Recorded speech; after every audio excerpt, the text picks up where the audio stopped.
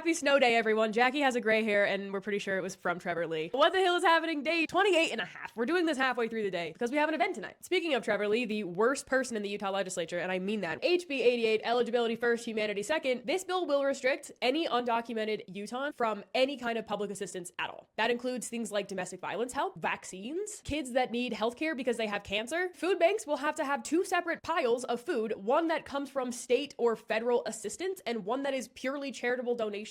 This bill is really horrific for a lot of reasons, not only because it is very cruel and awful to people that are undocumented, but also to people in Utah who are citizens and are documented. Not having kids that live here be vaccinated is a bad thing. Undocumented people have to only use the emergency department to get healthcare is bad for your premiums. And giving people the ability to sue over any undocumented person receiving assistance puts a huge financial liability on the state. Somehow it still passed out of committee. We are going to do a very long breakdown of this bill and the committee hearings on our YouTube. This is one of the worst bills in this session. Please, please, please call your representatives before this gets to the House floor. HB 188, World's Strictest Parents, School Edition, increases the school to prison pipeline. This was brought back. It was a zombie bill, and it passed out of committee yesterday. HB 222, Admit It and Quit It, gives legal immunity to polluters so that we can't sue them if they are ruining our planet and our state and the lake and the air. This passed out of the Senate committee. It is now on its very last step on the Senate floor. HB 214, gun industry get out of court free. It'll make it harder to sue people that manufacture and sell guns that are used in crimes. Passed out of the Senate committee as well and is on its final step. SB 194, the purge election year, requires a statewide audit of every single registered voter to make sure that they have their citizenship documentation. This passed out of the Senate and goes to the House. SCR 4, drill baby drill. This is the resolution that says that we want more drilling on our public lands. This passed the House floor today and now it becomes law. The governor doesn't need to sign this because it's just a resolution, so it's done. We'll put it in the governor's signed though. HB 404, oh my god, they are roommates. This is the bill that allows private landlords to segregate based on sex assigned at birth if they have common shared spaces in their buildings, whatever they are, apartments.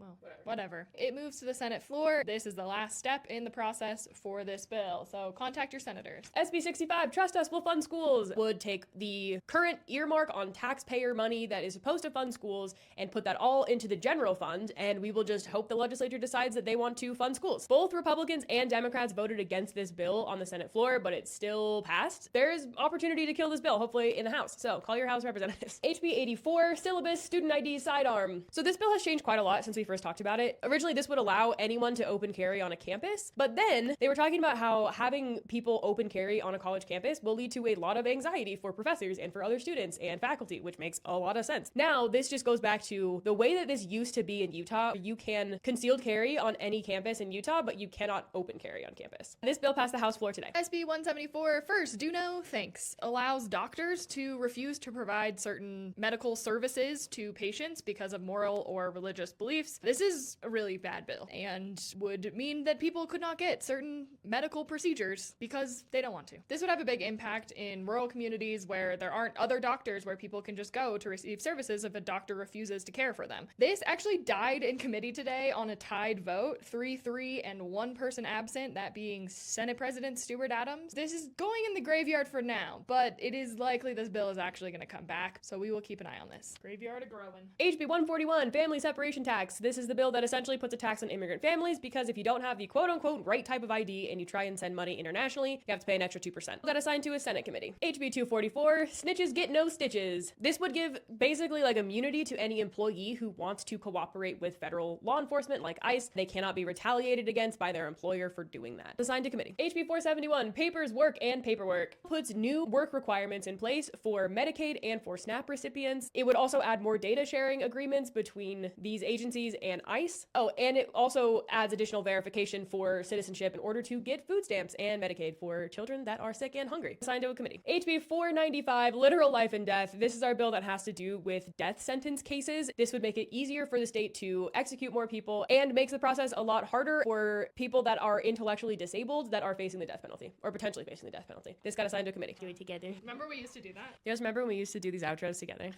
Should we do that again? Well, everyone be careful. There's a lot of snow and ice out there, so be on the lookout.